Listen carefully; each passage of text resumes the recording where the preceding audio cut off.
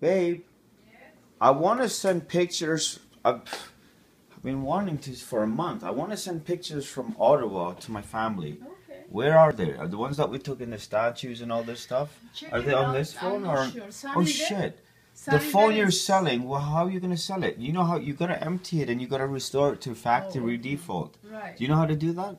You will show me when you do this. But make sure you take everything out of there and Yeah, put you that on will your show me. computer. You will show me. Okay, that way I can grab those damn pictures too, man.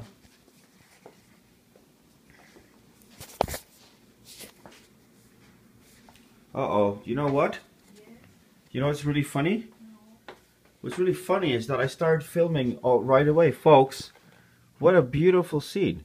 I can see my babe, the lighting is perfect. It's a miracle. It's a damn miracle because like in real life, folks, well, you're looking at the camera here, like through on your screen. What you're looking at through the camera, and what I can see on the camera is, it looks like there's bright sunlight coming through. Come here, check it out. Check out what I mean. Babe, it's because you had your No, glasses. no, it's not the glasses. Look, it looks like bright sunlight, and look how lit up the room looks. Doesn't it look gorgeous? And quick, just hold that, and now I'm going to appear on the stage of life. Now, folks, as you can see, my beautiful picture over here that I created for my darling baby me has a heart around it to draw her attention to the fact that it's about me and her. She didn't buy it. Then I said it's about our dreams. And you can see Seth Rogen with a fly on his nose, as well as in the center, Bill and Dave, the flipping formula guys. But as you can see, she doesn't give a hoot about any of this.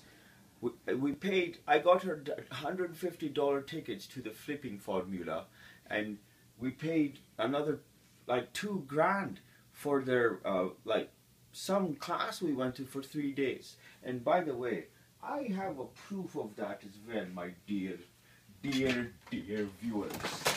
My dear viewer. This is Peter Solaris, Pete, as he's known in the business. This is Dave Seymour. I guess, babe, we're going to call this segment, Chapter 2, is called How to Scam People. So, folks, this is all the information. They're valuable information, and if they saw me doing this, by the way, you better believe that their lawyers would be looking at this tape, seriously. They said that they wanted us to pay 30 or what fucking shit was that, babe? $45,000 or some damn thing. 47. And, hey, it was the discount from $75,000, folks, to join their ultimate. So when we went in, so what these fucking scam artists are doing, they're taking poor, hard-working Don't folks. talk like that about people. Okay, but I just Everyone want to has expose their them own to the general business, public. and the fool are us. All right. Concepts. Here's what it is. I just want to give away this whole fucking thing, and it's all here. Commit, clarify, collect, calculate, contract and construction, cash out. So this is finding real estate properties, for properties in foreclosure, properties that have been run down and abandoned. The one thing they don't tell you about, and this is why I know they're scam artists. Because, babe, when I told her about we're doing tax liens, she's like, well, tax liens is short term. This is long term. She gave me some bullshit. But One thing they don't talk about is tax liens. What about? That's the easiest way to get money. Because this is different. Yeah, because they want to give. No, folks, this is they want you different. to give your down payment that you're saving. The only people who go to Don't real estate, speak bad. Don't speak bad. the only people that go to real estate course have already money. The main people to an investment course, they have money, and they take your fucking hopes and dreams. They go from $150 ticket to a $2,000. I think that you're class talking too much. for That is 3 not days, true. And That then is they not true. take you for a ride. And what happens when you pay them $75,000? They were so vague on it. No, They said, well, you gotta Hussein, they come to have this- their own business Babe, and they're come on, making man. people successful. Anyway, I don't have time to fight with my wife and reveal to you their secrets, but it's all here. I'll just tell you basically what you're doing. They talk about it, but they don't talk about how fucking hard it's going to be for someone who doesn't know shit about shit to do it. Right? They don't have a fucking phone line. They don't have support. They don't have Sure local they do. people. If you want a local person, you got to pay extra moolah to have someone fly out here, obviously, to spend on one-on-one. It's one-on-one fucking mentorship. Anyhow, so basically, you find properties cheap. How do you do that? You use their damn software, babe. Obviously, more cost down the line. So you you find that you use their software. It's like probably subscription model, obviously, like these things are, and basically you find property and you have teams of people. You work with a realtor, you might work with a real estate attorney or attorneys, you might work with guys who are in, you know, real estate guy who knows about foreclosure, or a real estate guy who knows about tax liens or tax deeds, but they don't talk about that shit, of course, because it's institutionalized. I can tell. It's like Wall Street brokerages don't talk about tax liens because there's no commission in it for them. They'll give you mutual funds. Mutual fund will be like stocks and bonds and what? Then they're talking about RRSP. All this stuff is stocks. And stocks are trades. Every time they trade, they make a commission. They have to have a legal way to take your money. You don't know how you haven't figured out why your broker wants money from you yet. Your broker wants money for you because that's his play money. If your fucking broker was any good at making money, by the way, he wouldn't need to beg you for a couple of grand here and there, right? The serious brokers who are any good, in any case, my wife's signaling me to end this thing. So, anyhow, I hope that was useful. So, now the last thing I'm going to talk about is copyright infringement. I say intellectual property, schmintellectual property. I say in the digital age, anything that can be digitized, considering that it's impossible to control it, it has to be shared. That's music, that's movies, that's computer programs.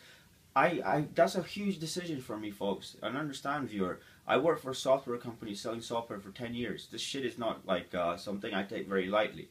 And I asked one of our Molanas about it, and he said, well, it's basically stealing. If you're taking someone's intellectual property, like if I'm a writer and I've written my book, see, one of my rationalizations, it's not just from a legalistic perspective, it's impossible to enforce, but basically as a writer, on the other hand, as a writer, I would like more and more people to read my stuff.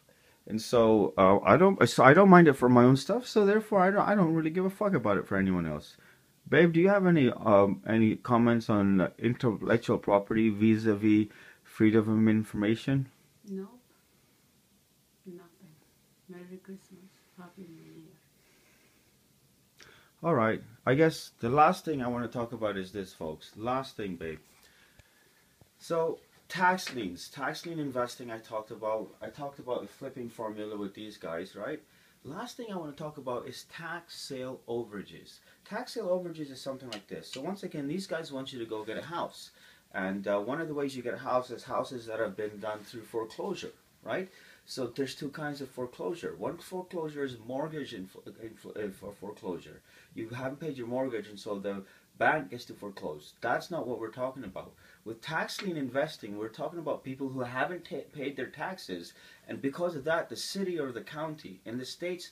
So tax lien investing is just something that goes on in the states. It doesn't go on in any other place in the world because states are fucking fanatics, and they've found out great ways to screw their people big time, like the foreclosing on someone because of his tax. This is what happens. So the house you believe it, folks.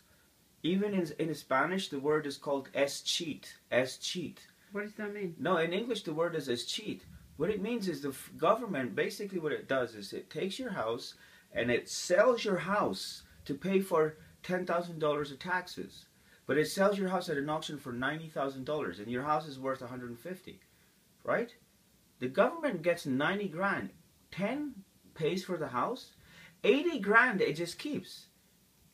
Do you understand? The excess money it just keeps. And then after 2 or 3 years it cheats it into its own account. And so we think that that's a funny word because cheating means like, you know, it's cheating basically. So who's we? We is hookedonoverages.com.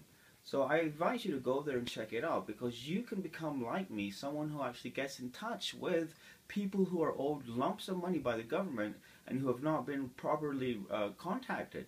The government will send a damn notice to a house that's been foreclosed on and no one's even living there. And they have information sometimes on their file about relatives and all this kind of stuff.